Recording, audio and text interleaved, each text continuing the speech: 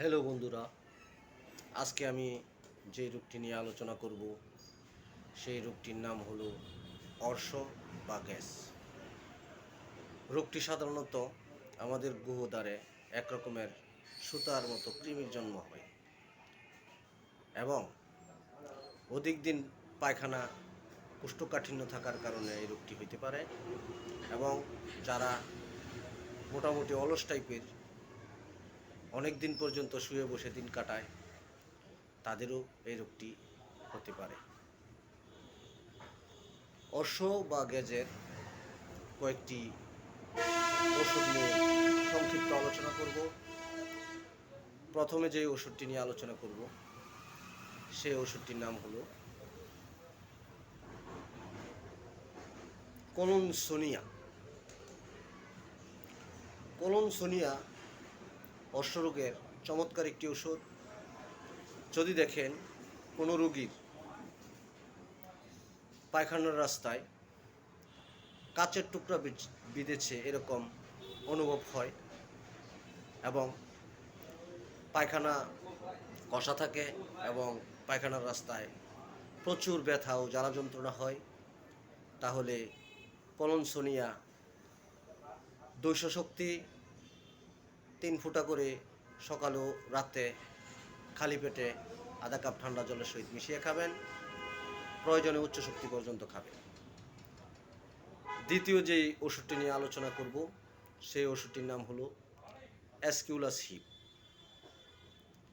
অ্যাসকিউলাসিপ সাধারণত যে সকল রোগীদের পায়খানার রাস্তায় প্রচণ্ড ব্যথা হয় এবং সাথে কোমর ব্যথা বিদ্যমান থাকে, পায়খানায় অনেক সময় লাগে, তাদের ক্ষেত্রে অ্যাসকিউলাসিপ ওষুধটি 3 ফুটা করে সকাল ও রাতে খালি পেটে আধা কাপ ঠান্ডা জলের সহিত মিশিয়ে খাবেন। প্রয়োজনে উচ্চ শক্তি খাবেন। তৃতীয় যে ওষুধটি নিয়ে আলোচনা করব সেই ওষুধটির নাম হলো অ্যাসিড নাইট্রিক। যদি দেখেন পায়খানার রাস্তায় খুঁচা মারার মতো ব্যথা, পায়খানার রাস্তায় যদি খুঁচা মারার মতো ব্যথা হয় এবং রোগীর গামে যদি দুর্গন্ধ হয়, তাহলে অ্যাসিড নাইট্রিক 200 শক্তি 3 ফুটা করে সকাল ও রাতে খালি পেটে আধা কাপ ঠান্ডা জলের সহিত মিশিয়ে খাবেন। প্রয়োজনে উচ্চ শক্তি খাবেন। অর্শরোগে আরেকটি চমৎকার ওষুধ হলো থোজা অক্সিডেন্টালিস।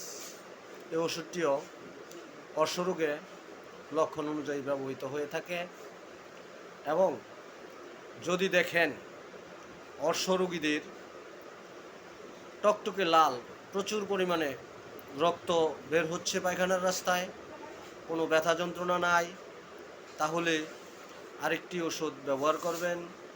সেই ওষুধটির নাম হলো মিলিভুলিয়াম।